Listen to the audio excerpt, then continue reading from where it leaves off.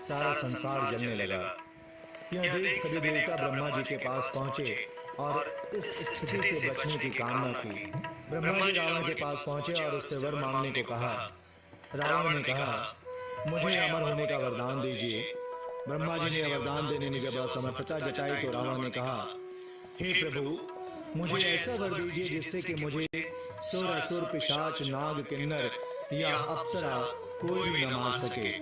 अद्भुत रामायण में वर्णित है कि रावण ने एक बार कहा था, जब अज्ञान से अपनी कन्या पर आसक्त हूं तब मेरी मृत्यु हो। रावण को यह वरदान देकर ब्रह्मा जी ब्रह्मलोक चले गए। रावण ने मनुष्य द्वारा न मारे जाने का वर नहीं मांगा क्योंकि वो मनुष्य को तिनके की तरह समझता था। वरदान पाकर रावण विजय अभियान पर निकल पड़ा। एक दिन वो दंडकारण्य गया। वहां ऋषि मुनि रहा करते थे। रावण ने उन्हें मारना उचित नहीं समझा, इसलिए वो उनसे बोला, हे ऋषिगण, मैं आपको जीतने की ख्वाहिश रखता हूँ। इसके बाद रावण के सैनिकों ने आश्रम से एक कमंडल को लिया और ऋषियों के शरीर से बाण चुभोकर रक्त निकाला और रक्त को उस कमंडल में रखकर रावण को सौंप दिया। दरअसल वो कमंडल गत्समद ऋषि का था, जो कि 100 पुत्रों के पिता थे। उन्हें एक पुत्री की लालसा थी, अतः उन्होंने माता लक्ष्मी से प्रार्थना की कि माता लक्ष्मी उनके घर पुत्री रूप में जन्म ले। गत्समद ऋषि ने पुत्री की प्राप्ति की आकांक्षा के साथ दूध को अभिमंत्रित कर कुश के अग्रभाग से कमंडल में रख दिया। यह वही कमंडल था जिसमें रावण ने उन ऋषियों का रक्त भर लिया था। उसने लंका पहुंचकर वो कमंडल अपनी पत्नी मंदोदरी को दिया और कहा कि इस कमंडल में विषैला रक्त भरा है, इसे संभाल कर रखना, इसे किसी को मत देना।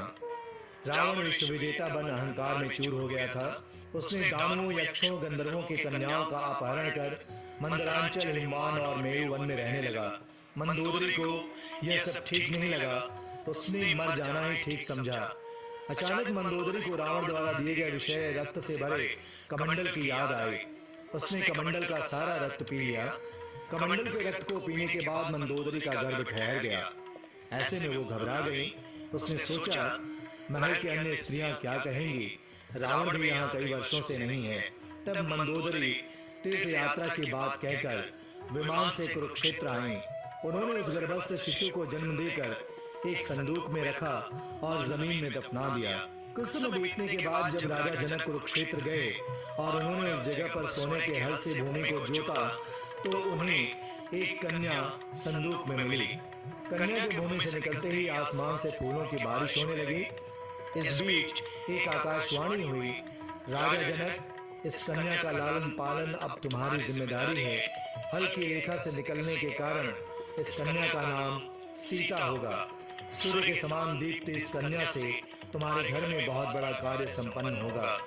अद्भुत रामायण की कहानी से स्पष्ट है कि सीता की मां मंदोदरी थी, लेकिन यह आज भी रहस्य है कि सीता आखिर किसकी पुत्री थी, ऋषि गत्सत की या पृथ्वी की या फिर मंदोदरी की।